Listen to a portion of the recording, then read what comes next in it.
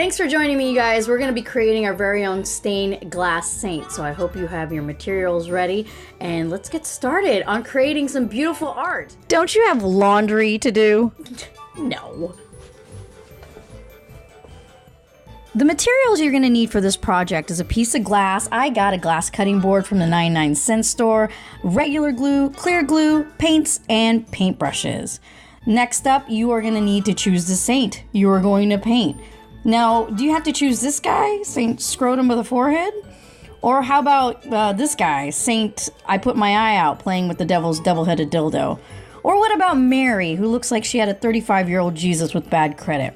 No, you're going to choose the saint you want to paint, somebody awesome in your life. You don't need the Catholic Church approval for this because it's on the internet. And all you need is a reverend who got ordained on the internet so she could make money on the side by marrying people. And luckily for you, I'm all those things. So first up, you're going to make some black glue goo. So you're going to take your white glue, you're going to take your black acrylic paint, and you're going to put the black acrylic paint into the glue bottle, and then you're going to mix it up while singing, "We're mixing on up," to the theme of the Jeffersons, because you're a fun person, and you're not even going to think about how many young people aren't going to get that reference.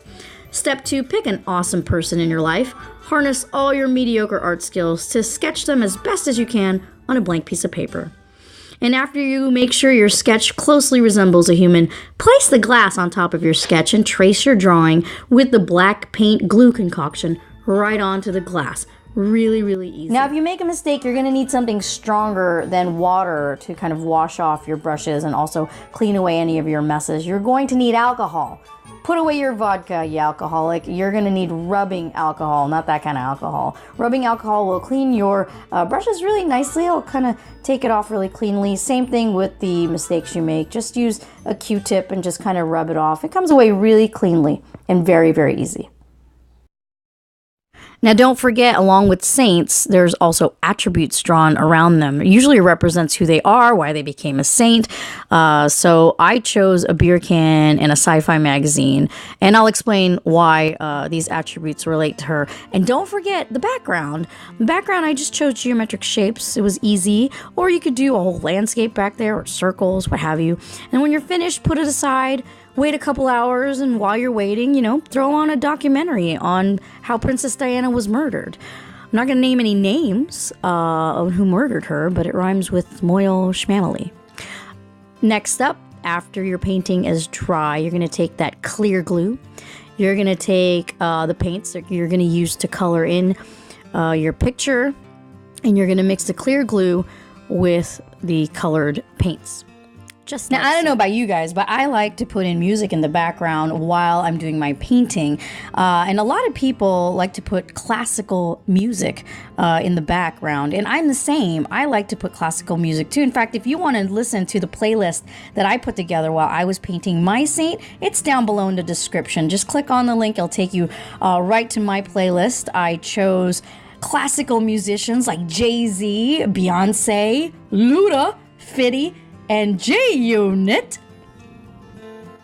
The lady I chose as my saint today is somebody I'd met in the 6th grade. I went to the mall with my mom that day, and normally when I would go to the mall with my mom, she'd give me a few dollars to kind of roam the mall while she went shopping, get me out of her hair. Unclutch your pearls. It was the 80s. You could do that. It was like the wild, wild west for kids in the 80s. And so, mommy shaming and helicopter parenting hadn't been invented yet. So I would take my few dollars, and normally I would go to Orange Julius, grab me an Orange Julius. If you don't know what an Orange Julius is, just go to your nearest mall and get one. What is wrong with you? Orange Julius is this delicious concoction of like Tang and milk and unicorn tears. I don't know. But I'd grab me one of those, and then I'd go to Walden Books and hang out there until it was time to go. And usually before I would leave, I'd grab a Superman comic book because I loved me some Superman. But on this day, when I went to go grab a comic book, there was a magazine. And it wasn't cartoon Superman. It was the real thing. It was Christopher Reeve. Now, I love me some Christopher Reeve. In the 6th grade, Christopher Reeve was my jam. And it's not like you could Google images, people that you liked back then. So I needed to have this magazine. And I was in 6th grade back then. Remember, I couldn't fully comprehend all these funny feelings I was feeling for this guy. I just knew I wanted to stare in his face all day long. He is the first guy, I think, I fully understood what humana meant. He was just so gorgeous. So the combination of hormones and being just a stupid little kid, I grabbed the magazine figuring I probably have enough money for this. I had $2 and a lot of change in the other pocket. Instead of just counting it, I went ahead and stood in line. But then when I got to the counter and I busted out my money, I had $2 and a lot of change, but most of the change was pennies. So I didn't have enough money. So in shame, I grabbed my money back and I went to go grab the magazine. And instead, the lady behind the counter, this La Puente Hills Mall angel, and La Puente Hills Mall, by the way, is the Back to the Future Mall. I don't know why I'm proud of that, but anyways, beside the point. She grabbed the magazine from me, put it in a bag, rang it up, and gave it back to me and said, "You owe me a beer when you turn 21, okay?" And I was grateful, but mostly embarrassed because a bunch of people had just seen this. So I kind of scuttled out of there and mumbled a thank you, which I'm pretty sure she didn't hear. And it made me feel bad to this day because I was so grateful for what she did. So when I turned 21, I went back to the La Puente Hills Mall, fully intending to buy her that beer. But sadly, my cashier lady was no longer there because Walden Books was also no longer there. So cashier lady, back in the day, if you are out there, just so you know, I appreciate you and I owe you a beer. Or two, because of interest. Putting in my final touches here, I'm going to give her a very Mona Lisa-esque like smile. She has a very Mona Lisa-esque like quality about her, I think, if, Da Vinci painted Mona Lisa with his feet. Now, a lot of people say, Lane, you really can't draw or paint. And to those haters, I say, you know what? You're totally right. But for me, it's less about, painting a masterpiece that belongs in a gallery. It's more about the process. And, well, who am I kidding? It's all about the fact that I totally skipped out on doing the laundry to do this. So it's a win-win for me. Here she is, Saint Lady of the La Puente Hills Mall, patron saint of broke 6th graders everywhere. Saint she great? Get it? Saint, okay. Oh, shut up now.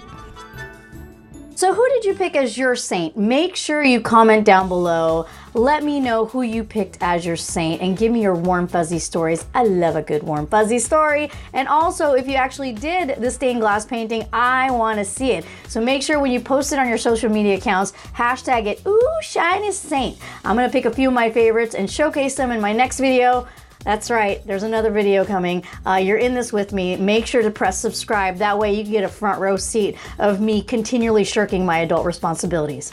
Creatively, of course.